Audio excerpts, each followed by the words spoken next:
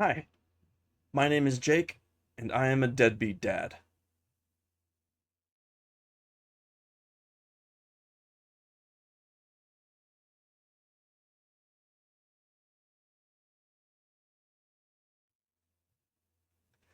In the last episode, we talked about both the failures of the child support system in creating the initial order, as well as my failures in my own character to properly read the signs of what was happening.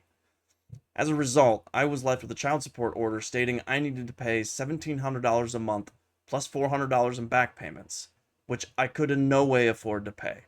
I was also given the chance for a second appearance in Virginia court before enforcement started on the order, so I bought myself a little extra time. I was still sending the roughly $500 a paycheck to my ex that we had agreed upon, but outside of the court system. My ex assured me that the order itself was all a misunderstanding, and we immediately started trying to have the problem rectified. Also, as a reminder, please bear with me on the production value of these videos. I am not a content creator and I am not comfortable being in front of the camera. I'm reading directly off the script to keep myself on track, and I'm using the mic and camera I use for working remotely. Nothing fancy. I appreciate the understanding. Before getting into the details of what happened next, I'd like to say a little bit about my situation and what was going through my mind at the time. Firstly, I very much wanted to pay more than $500 a check that my ex and I had agreed upon. I knew it wasn't enough, and she needed more. The only issue was that I simply didn't have it. This was still when we were first splitting up, and I was having to live in DC for the time being with nothing more than a suitcase. My old car remained in Illinois and wouldn't have made the trip to DC, so that was a non starter. We couldn't afford to ship it, so I was having to rent one for a bit until I could get some transportation together. I eventually was able to fly back to Illinois for a visit and ride my motorcycle from Illinois to DC, so I would at least have some wheels. Winter was looming, but it was my only choice. I would just have to ride it through the snow and cold to get to and from work. It sucked, but it was doable. I was paying $9.50 a month for a very tiny room in a house with friends, along with my share of the utilities, etc. I could barely afford gas, even for a motorcycle, and was budgeted so tightly that I was living off of roughly $20 a week for food. This meant mealtime was often plain oatmeal made with a hot water pot. It was not a joke. Plain oatmeal. I also signed up for every loyalty card I could from places like Starbucks and Domino's Pizza to get free meals. Starbucks is a little pricier, but their points added up faster, making it slightly more cost effective than other options, and they had healthier food choices. And here's another poor people tip for you. Whenever possible, I would go to those websites that allows people to sell gift cards that they don't want. They generally sell for slightly less than the value on the card itself, so I was able to, say, turn $45 into a $50 Walmart gift card. It's not much, but every bit helps. Between the loyalty points and gift cards, I was able to at least get enough to eat to survive. There were many nights I was hungry, but damn it, I was supporting my family with all my strength and determination. I reminded myself that this was only temporary, and my family would see how hard I was working for them. My ex and I may not get along, but she'd at least see that I was not going anywhere, that I wasn't giving up on them, and that I wasn't just some deadbeat. This was hugely important to me. Doing right by my family no matter the circumstances. I had something to prove, and I was dead set on proving it.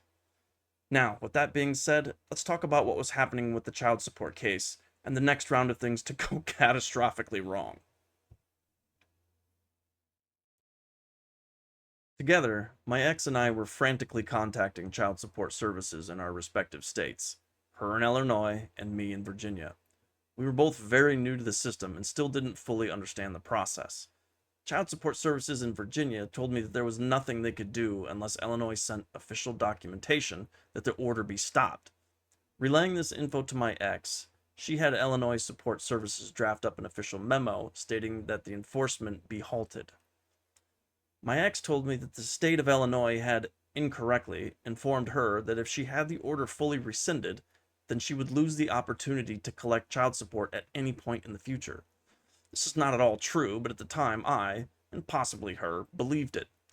I did not want to put her in the position of having to give up ever collecting child support via the state, or so we were led to believe, so we simply had the enforcement of the order stopped. What this meant is that the order would technically remain valid and in place, but neither Virginia nor Illinois would collect money from me. Meanwhile, amidst all of this, I had my second court appearance in Virginia. I told them emphatically that I could not afford the ordered amount of support, and that my ex and I already had an arrangement. I told the judge very specifically that if the order was not fixed, there was zero chance I could remain at my job, and I would have to leave the state. It would mean the end of my employment and would hurt my family far more than it would help it. As expected, the court didn't care one iota. They had a request from the state of Illinois, and it didn't matter what myself or my ex said. Unless Illinois sent something saying the order was wrong, there was nothing to be done by them. My only hope was the avenues my ex was pursuing. It felt like I was fighting the state to be able to take care of my family, not the other way around. When the final due date for the first payment was just a day away, my ex managed to have Illinois Child Support Services get a fax over to Virginia Child Support Services telling them to cease enforcement. We both breathed a huge sigh of relief. I had just come dangerously close to landing myself in jail. It appeared the worst of it was over. We could continue with our prior arrangement, and both states would keep their fingers out of it. And that was the status quo for just a bit over 3 years. I was still trying to get back to Illinois, but just couldn't get myself ahead enough to make it. I was sending every penny I could afford back to my family. There was zero wiggle room. In fact, my debts started mounting.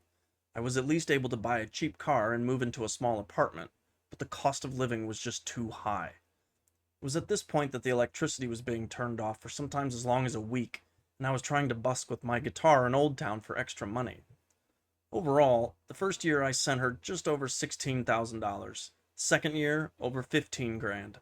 By the third year, though, which was 2017, I was really struggling and was only able to get her something like $5,500, and my payments to her were erratic. She finally emailed me and said that I wasn't living up to our agreement, and that she was going to pursue child support again. I didn't disagree with her. I wasn't living up to our deal, and I certainly wasn't getting any closer to moving back to Illinois. At least this time, I'd be prepared for the child support documents and could get it done correctly. For my part, some hard decisions were going to need to be made. Namely, living in DC just wasn't working. I simply couldn't afford it. I made the big decision to leave Virginia behind and move in with my mom in Oklahoma. I'd find a job wherever I could, and with the extremely reduced expenses, I could finally start sending my family good money again. It was a tough choice to make, but it had to be done. There just weren't any viable choices left if I wanted to support my family in any meaningful capacity. I would move to Oklahoma, and this time, deal with Illinois Child Support Services directly instead of through Oklahoma courts. This had actually been an option the first time around, but since I was unresponsive to Illinois' paperwork requests that I never got, they sent the request to Virginia. This time would be different. I'd be able to cut out the middleman. What happened next is the absolute worst of the worst, but I'm actually going to leave that for the next video. The major points in this one were largely context for what's to come, which are the biggest lessons I have on offer. Suffice to say that things were beginning to look up when I got to Oklahoma, and I believed the end of my troubles were in sight. Unfortunately, I had never been more wrong about anything in all of my life. It's going to be a very hard video to make. Even thinking about it makes me shake, and it's the part of the story that needs to be spoken of the most. Hopefully you'll join me for that next episode, as I need all of the support I can get. If you've made it this far, you have my gratitude. It always feels like no one is listening to us, and so it feels very good when somebody finally does. I encourage you to tell your story if you can, especially if it will help you move forward like it has for me. With that, thanks again for stopping by, and I'll see you in the next one. Goodbye for now.